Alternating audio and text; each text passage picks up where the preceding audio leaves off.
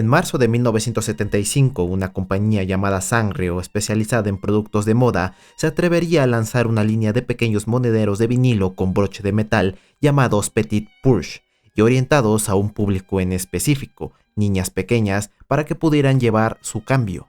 Con un costo menor a $1, se esperaba que se convirtiera en un éxito al sugerir que cualquier pequeña lo pudiera comprar, pero también porque esperaban que impusiera una tendencia entre las niñas japonesas, la idea de aparentar estar a la moda y que les hiciera parecer más grandes, tal vez como sus madres. Sin embargo, al momento de registrar ventas, Sanrio se dio cuenta de algo sumamente curioso. Resulta que de toda la línea que sacaron de Petit Purse, solo uno de los diseños se vendió espléndidamente, el de una gatita blanca vestida con un overol azul, un moño rojo y con una sola frase en inglés en la parte superior: Hello. Sanrio sabía que algo tenía entre manos con el diseño de aquella gata, pero también por lo que este primer vistazo había generado: la tendencia de infantilizar la imagen, la esencia de mantener la juventud, vestir a la moda y mantener la pureza. Un pensamiento que persistió en Japón y que ahora permea a todo el mundo. Y resulta curioso que este monedero, al que todavía fervientes fanáticos de los personajes de Sanrio consideran el santo grial incluso en nuestros días, también simboliza lo mucho que significa Hello Kitty para la historia. Pocas veces se habla de cómo los 70 significó tantas cosas para el Japón moderno, entre ellas un boom en la animación protagonizada por monitos bonitos y tiernos, caricaturas que pasarían a la memoria de una generación de niños japoneses gracias a sus mensajes de amistad, trabajo en equipo y superación. Muchas series de estas, como Doraemon de 1975 o Mitsubashi Maya de 1975, trascenderían las fronteras de Japón y serían dobladas a múltiples idiomas, incluido el español. Parte de su fama sería mediante los diseños adorables que desprendían. Posteriores animaciones como Gamba no Bouken, o conocido en este lado del mundo como Las aventuras de Gamba de 1975, reforzaría otra de las características en esta clase de shows: el protagonismo de animalitos antropomórficos que coexisten en una sociedad. Pero quizás antes de la llegada de Hello Kitty, el personaje que estaba maravillando a los niños y, como no, hasta nuestros días, sigue siendo muy popular en Japón: Anpanman.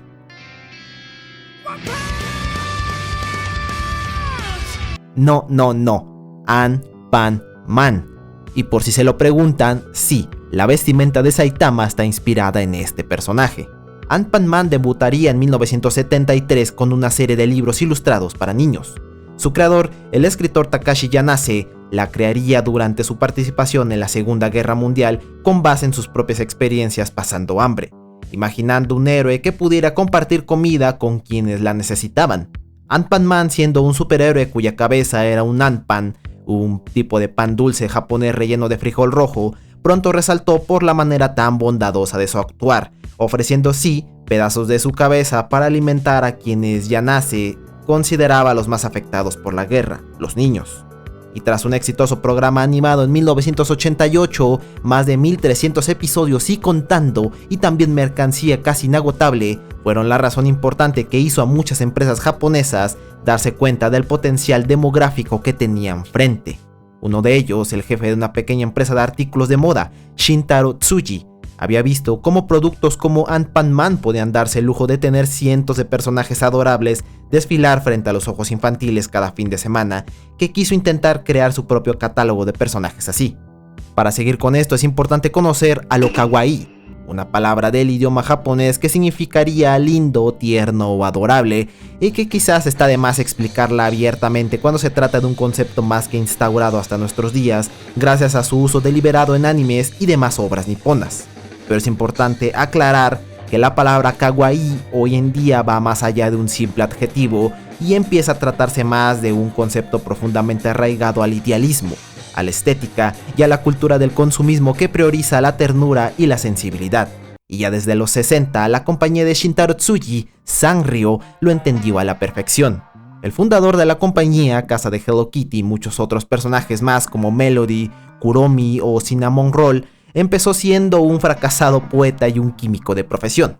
En su biografía, Kore wa Sanrio no Shimitsu des, estos son los secretos de Sanrio, el joven Tsuji había sido un inquieto niño que le tocó vivir los horrores de la Segunda Guerra Mundial.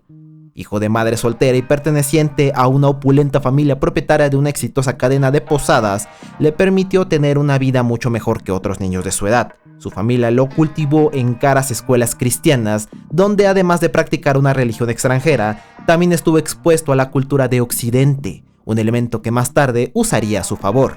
En 1940, su madre fallecería de leucemia y Shintaro tuvo que mudarse a vivir con sus tíos a los 13 años. En ese lugar se dio cuenta de la enorme molestia que implicaba su presencia, una boca más que alimentar, un niño a quien criar. Durante su adolescencia se declaró un romántico de corazón, para ser más específico, del que desprendía la mitología griega, y esto lo llevó a considerar convertirse en un poeta, pero a pesar de su deseo, su contexto actual no le permitiría aquello. Estaba por entrar a la universidad y por recomendación tenía que estudiar entre medicina o ciencias, ya que de esta manera podía garantizar estar lo más alejado del servicio militar obligatorio. Y es que como romántico, Tsuji odiaba la guerra y todo lo que ésta significaba. En un país adoctrinado para formar varones fríos, estoicos y capaces de entregar la vida por su país, era mal visto la vanguardia que enarbolaba el joven Shintaro. De hecho, su infancia estuvo cargada de una imperante propaganda militar. Las revistas que leía, la Shonen Club, era una revista infantil que inicialmente presentaba artículos de interés, poemas y novelas serializadas, pero que durante la guerra también fue utilizada como adoctrinadores infantiles que les enseñaba a los niños la importancia de dar su vida para evitar que el enemigo ganara, o mediante propaganda animada. Ese es el caso de la infame película Momotaro Ume no Shinpei de 1945, considerado el primer largometraje animado del país, financiado por el gobierno japonés con la intención de promover el espíritu militar a los niños, pervirtiendo en el proceso a uno de los personajes folclóricos del país, Momotaro, reinterpretado como un comandante militar que lidera un ejército de animales. Shintaro Tsuji, al igual que muchos japoneses de la época, tuvieron todo menos lo que podría decirse una buena infancia. Quizás por algo, en la posguerra y tras la rehabilitación del pueblo japonés, es que se experimentó un boom de los nacimientos. Había muchos padres primerizos, sobrevivientes de la guerra y deseosos de retomar sus vidas ahora al lado de sus queridos hijos.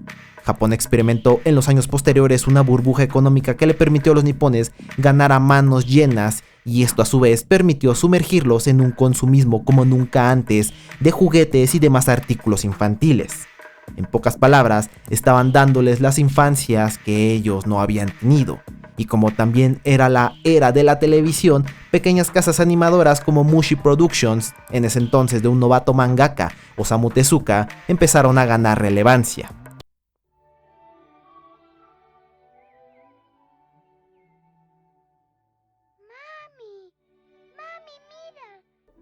Mucho se habla de la importancia que ha tenido Tezuka para la animación en general, coronando muchos de los géneros que posteriormente encontrarían sus lugares en la sociedad, y claro que entre ellos el kodomo o manga para niños. Inspirado en los diseños de las películas de Disney, especialmente en las de la película Bambi, Tezuka estaba seguro de que la ternura que despertaba ese pequeño ciervo con grandes ojos podía convertirlo en una característica indispensable de sus personajes. Algunos como Kimba el León Blanco o Astro Boy resaltarían en la televisión y pondrían como estándar esos diseños para las caricaturas infantiles. La neotenia es un concepto en biología que describe la retención de aspectos juveniles o infantiles en organismos adultos de una especie. Estudiado por primera vez por el zoólogo Konrad Lorenz en la división psicológica del ejército alemán de los años 40, originalmente era una investigación para respaldar la eugenesia y la pureza racial. El término ha sido adoptado desde otras ramas. En el caso de las obras de Tezuka, el tener personajes con caras redondas, ojos grandes, narices pequeñas y expresiones emocionales más pronunciadas tienden a generar respuestas afectivas o protectoras en quienes las presencian. Es evidente que esto era sabido por el propio mangaka al buscar respuestas emocionales que le permitieran tener una versatilidad narrativa donde sus personajes no solo maravillaran por sus historias, sino que sus diseños fueran fácilmente recordados por sus espectadores. Shintaro Tsuji tras la guerra había empezado a trabajar en distintos lugares, con un sueldo bien pagado, pero extenuantes horas de oficina que no solo le dejaron en claro que era la vida que no quería tener. Y ante las miradas despectivas de cualquier oficinista sobre dejar un futuro asegurado, Tsuji decidió viajar a Tokio y emprender su propio negocio, una pequeña pero modesta tienda que vendía sedas, vinos, frutas, entre otros. Fue ahí donde experimentaría un crecimiento moderado, pero aún sin resaltar cuando había más y mejores lugares donde comprar esos productos. Es así que Tsuji recuerda un momento que significó la chispa de su cambio al fin. En aquel entonces, por 1960, mi hijo asistía a la primaria en el barrio especial de Meguro, Tokio, así que le pregunté a sus compañeros de clase cuántos habían recibido algún regalo en sus cumpleaños, y solo 3 de 35 levantaron la mano. Tsuji, al haber experimentado un ambiente occidental desde su infancia, conocía los llamados cumpleaños infantiles, el pastel, los regalos y toda la parafernalia imberbe de aquellas reuniones. Se sorprendió al saber que en Japón era muy raro que un niño que se le celebrara y que además recibiera regalos por ello. Y si bien el tema de los regalos en el país no era algo ajeno, la manera en los que alguien lo recibía sin hacer nada especial como cumplir años, sí lo era. Por ejemplo, purecento es un préstamo del inglés present para decir regalo, lo que implica que la visión del mismo como lo concibe Occidente no llegó a Japón sino hasta las décadas posteriores a la ocupación estadounidense tras la guerra. Y quizás los cambios de estándares de la aparición de una cultura más occidental fueron lo que motivó a Tsuji a cambiar la manera en la que regalar se percibía en su propio país. Es así que Tsuji formuló una tienda para orientarla más a un público infantil, y Tezuka no solo había contribuido a la neotenia de las caricaturas japonesas, otro ilustrador también resaltaría por apostar con ojos aún más grandes y facciones de bebé. Runen Naito, un pionero de la estética kawaii, que además de lo antes dicho empezaría a llamar la atención por también incluir la relación entre frutas y animalitos adorables sobre sus ilustraciones. Tsuji, convencido de que esa era la imagen que quería ahora para sus productos, conocería a Ado Mizuri, otra talentosa artista de tan solo 23 años conocida por sus ilustraciones de niñitas adorables, lleno de colores y un toque retro, pero también cierta imagen extranjera y casi erótica, que finalmente logró la estética kawaii para su futura empresa. Esto incluso le permitiría a la propia Mizuri a tener su propia luz, convirtiéndose en una gran artista y cantante por todo el país. Sobre todo en una época apoderada por los hombres, incluso si los productos eran destinados a mujeres. Ese era el caso del género de manga shoujo, destinado a adolescentes mujeres, y que gran parte de los mangakas que los escribían eran hombres. Tsuji, dispuesto a romper roles sociales y de género, crearía en 1971 un departamento de diseño interno y contrataría en su mayoría a jóvenes mujeres artistas recién salidas de escuelas de arte para que le desarrollaran desde sus palabras gatos u osos que fueran un éxito asegurado. Además, fue en estas épocas, más preciso en 1973, que cambiaría el nombre por el que ya todos conocemos, Sanrio, siendo esta una contracción del español Santo Río, al considerar su alma de poeta que las grandes civilizaciones siempre florecieron en los grandes ríos como el Éufrates o el Nilo. Durante estos años tuvieron éxito moderado con personajes como Patty y Jimmy, una pareja de niños estadounidenses rubios y de apariencia exótica para los jóvenes japoneses. De la pluma de una de las empleadas que utilizaba el seudónimo Roko Maeda, sería la imagen de la empresa hasta que del escritorio de otra trabajadora un personaje más empezaría a llamar la atención. El nombre de la colaboradora era Yuko Shimizu. Shimizu, como la mayoría de las trabajadoras en Sanrio, era una veinteañera recién graduada de la escuela de arte que, a través de la consigna de dibujar animalitos bonitos, fue que se inspiró en su amor por los gatos para crear a una gatita sin boca bebiendo leche. La primera imagen de quien más tarde se llamaría Hello Kitty. Lo que pensé fue, ¿no sería muy divertido si uno de estos gatos pudiera hablar como una persona, lamer un helado como una persona, ir de compras como una persona? Declararía años después la propia Shimizu. Y no, Shimizu no hizo ningún trato con el diablo para crear un personaje, ni tampoco Hello Kitty significa hola demonio. Ya dejen de estar chicas.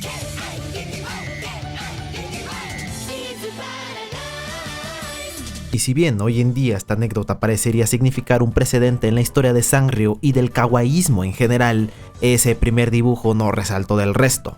No verían su enorme potencial sino hasta el siguiente año cuando decidieran incluirlo como uno de los diseños para su línea de monederos en miniatura Petit Purse. Este éxito tomaría por sorpresa a todos, incluido a su creadora, quien no dudaría en expandir el mundo de lo que ella consideraba un personaje en potencia. Es así que se recibe su característico nombre Kitty White, quien vive en los suburbios de Londres para darle un toque atractivo y dotarla de una familia compuesta por su padre George, su madre Mary y una hermana gemela de nombre Mimi, cuyo moño es amarillo para que sea distinguible.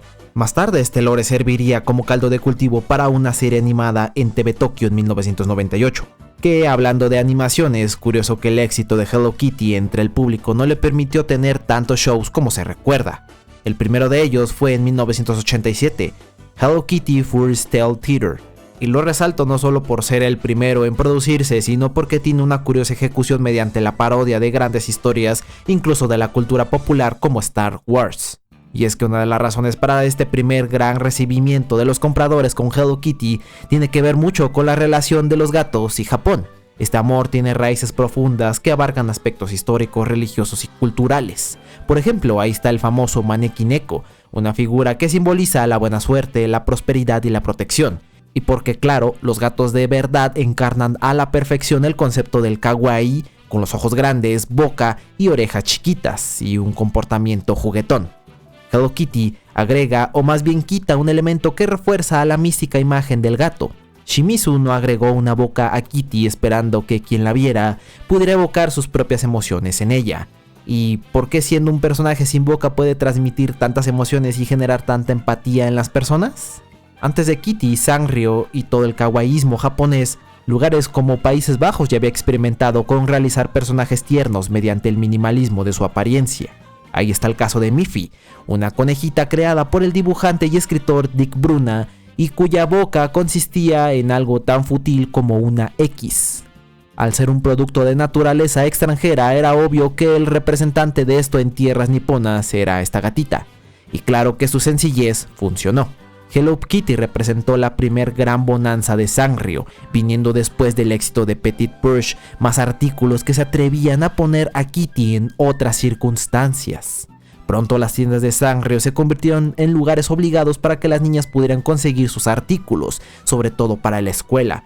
Pero a pesar de este primer éxito que se recorrió hasta inicios de 1978 y que prácticamente tanto marca como empresa habían crecido juntos, la burbuja tenía que estallar. Todo comienza con la renuncia de Yuko Shimizu de Sanrio a tan solo un año de haber bosquejado por primera vez a la felina en su escritorio. Hoy en día parecería inverosímil pensar que alguien en el comienzo de un gran éxito, de haber creado un personaje que hoy en día es tan reconocido como Mickey Mouse o Snoopy en lugares tan lejanos como Estados Unidos, haya decidido renunciar, pero en su contexto era completamente comprensible su decisión. Japón, como muchos lugares en el mundo, cuentan con ambientes laborales machistas, por lo que un futuro de Shimizu como alguien más que una simple empleada parecía algo irrisorio. Y otra cosa, se había casado y la visión tradicional le orillaba a tener que retirarse para centrarse únicamente en su casa y en el cuidado de sus hijos. Tsuji se daría cuenta que la falta de Shimizu realmente afectaría a la empresa, por lo que rápidamente motivó a sus trabajadores en buscar nuevas maneras en las que Kitty pudiera estar y no cayera en el olvido como una moda más. Y curiosamente sería de la mano de otra Yuko. Yuko Yamaguchi repitió la historia de muchos que entran a trabajar en Sanrio, mujeres jóvenes recién salidas de la universidad. En 1978 y en medio de la aún vigente visión machista de su país, Yamaguchi sabía que la tendría difícil si quería ser algo más que una simple empleada. Sabía que en Sanrio su motivación no era estar ahí para hacer cosas kawaii, sino porque pretendía escalar en la difícil pirámide social. Tsuji, cuando la empleó, la puso rápidamente a trabajar exclusivamente en conceptos para Kitty.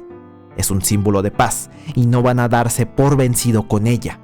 Yamaguchi lo recuerda gritándolo. Además, su visión de Hello Kitty tampoco era favorable. Aún después de que me dijeron Kitty es tuya ahora, no sentía ningún amor particular por ella. Su cabeza era enorme, estaba totalmente desbalanceada y ninguna ropa que la pusiera lucía bien. No tenía expresión, y si me lo preguntas, esas orejas lucen como un par de cuernos de demonio. Simplemente la miré y pensé, ¿cómo diablos voy a hacerla brillar de nuevo? Sin embargo, la incertidumbre comenzó a disiparse poco a poco hasta llegar al año de 1990, cuando Yamaguchi rememoró otra anécdota. Para ese momento, su talento para mantener la influencia de Kitty le había otorgado la gerencia y el poder absoluto de hacer lo que quisiera con el personaje. Es así que durante una firma de autógrafos a una de las tantas tiendas Sanrio por el país, Recordó ver entre la multitud a muchísimas jovencitas que necesariamente ya no eran niñas. Era entre jóvenes de preparatoria hasta madres que se habían criado con el personaje y que no estaban dispuestas a soltar esa dimensión infantil de sus vidas. Yamaguchi le llamó la atención que entre las jóvenes mujeres había muchas que tenían la imagen de una moda en boga y no por las mejores razones. Las Gyaru, una nueva tribu urbana cuya principal protesta era renunciar a la imagen tradicional de una mujer, recatadas, sumisas, modestas. Las Gyaru, que empezaban a verse por todo el país y a sus ostentosas vestimentas agregarían accesorios infantiles que contrastaran como artículos de su infancia. Yamaguchi había visto a 3 de estas chicas formadas, esperando su turno para conocerla. Según Yamaguchi, había alcanzado a escuchar que estas chicas platicaban una actividad tabú por la sociedad llamada Enyokosai o Enko de manera abreviada, y que a grandes rasgos consistía en que jovencitas ofrecían su compañía a hombres mayores, a cambio de dinero o incluso artículos caros como bolsas de diseñador. Cuando fue turno de estas chicas sobre la mesa, Yamaguchi no dudó en cuestionarles lo que hacían, pero fuera de un regaño que solo significaría uno más para este trío de chicas, la diseñadora de Hello Kitty prefirió hacerles una propuesta. Ella empezaría a diseñar artículos de moda de Hello Kitty que tuvieran un aspecto similar a las costosas marcas, pero a un precio asequible para ellas. Yamaguchi, una vez más, mantenía el bote de sangre a flote y tal vez sin saberlo, quizás para muchísimos años más. A partir de ese momento se dio cuenta que la influencia de Kitty no podía estar solo en una demografía, sino que cualquier edad ahora podía adquirirla, sin miedo al escarnio mundial, los artículos de la gatita. Y en aquella época donde Japón empezó a normalizar la infantilización del adulto, por ejemplo en aquella época su mayor rival, la marca Pokémon, quien también contaba con animalitos de diseños bonitos, también recaudaba gran cantidad de dinero, sobre todo por adultos que gustaban de los videojuegos y que ya tenían el dinero para poder solventarse sus gastos. Sin embargo, y a pesar de lo que implicó este impacto cultural, incluso a nivel global, la crítica seguía ahí.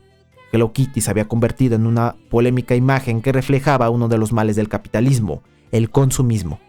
Una interpretación ya vista desde sus primeros años, cuando algunas escuelas en Japón habían prohibido los productos de Sanrio al considerarlos un medio distractorio. Y por esos años ocurriría un caso que quizás ustedes, seguidores del horror, quizás conozcan. El secuestro y posterior asesinato de una joven en Hong Kong, cuyo cuerpo sería hallado en el interior de una muñeca Hello Kitty. Una controversia que, si bien no involucraba directamente a la marca, sí dejaba afectada la percepción del personaje, que hablando de eso, la omnipresencia de la gatita la ha llevado a estar en los lugares menos esperados. En 2014, el rebelde sirio Saran Aloush se volvería tendencia en internet a través de un detalle irrisorio.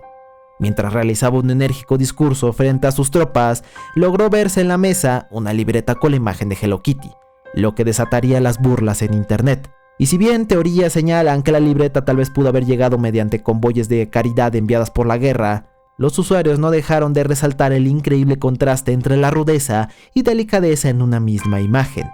Las relaciones extrañas con Hello Kitty pareció algo que revolucionó al siglo XXI.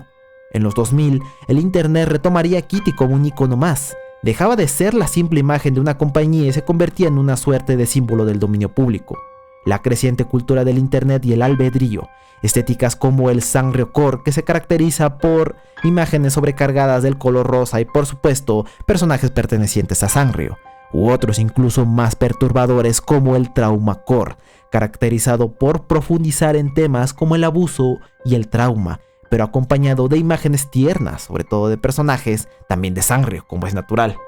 La necesidad de incluir a los adultos a las tendencias de Sanrio los llevaría a experimentar este mercado mediante apuestas más maduras, como es el caso de Aggretsuko, un anime que cuenta la vida de una joven adulta llamada Retsuko, quien trabaja en un departamento de contaduría de una prestigiosa compañía japonesa.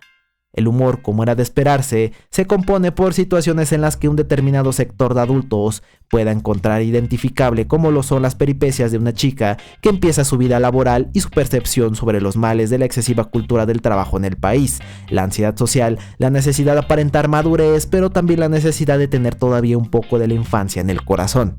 Retsuko solventa el estrés de su ajetreada vida, desatando su ira yendo a cantar al karaoke canciones de death metal, lo que ella reconoce como su mayor secreto al considerarlo vergonzoso y poco adecuado a su nuevo estilo de vida. El kawaiismo instaurado por Hello Kitty puede verse incluso hoy en día. Este año una noticia desde el Vaticano se haría sumamente viral. Una niñita de impermeable amarillo, cabello azul y grandes ojos se convertía en la mascota para el Jubileo 2025, un personaje de caricatura al muy estilo anime y que claro tenía claras intenciones de llamar la atención a jóvenes para que se interesaran en este evento. La manera minimalista de su diseño, los grandes ojos y una sonrisa que desprende una confianza fueron algunos de los elementos que hizo a muchos usuarios de internet encariñarse rápidamente con Luce, luz en italiano, pertenezcan a la Iglesia Católica o no, y curioso como una institución religiosa que promovía en el pasado a las caricaturas del lejano oriente como sumamente dañinas, hoy en día haya considerado que la mejor forma de entablar relación con las nuevas generaciones sea mediante los diseños kawaii. Y pensar que un hombre que hoy en día rebasa los 90 años tenga sin miedo al escrutinio mundial una casa que más bien parece una tienda de su compañía y que con eso sea completamente feliz, rodeado de tantos personajes de caricatura como una niña de 6 años lo sería. Y Hello Kitty no es un símbolo de la feminidad de la infancia, es uno de la alegría y de las ansias de mundos así de coloridos. Y bueno, hasta aquí el video. No sé si vaya a ser el último del año, ya veremos, depende de qué tanto trabajo tenga o no, pero por lo mientras ahí está, cumplí, lo subí antes de Navidad, creo. Eso creo, es 1 de diciembre, el momento en el que estoy grabando esto, pero sin nada más que decir, pues muchas gracias nuevamente por el apoyo, ya saben, suscríbanse a este canal y síganme en mis redes sociales para saber sobre futuros proyectos y también para que ustedes opinen y propongan nuevos. Saben que yo soy el R García y nos vemos en un próximo vídeo, tíos. Joder, nos vemos.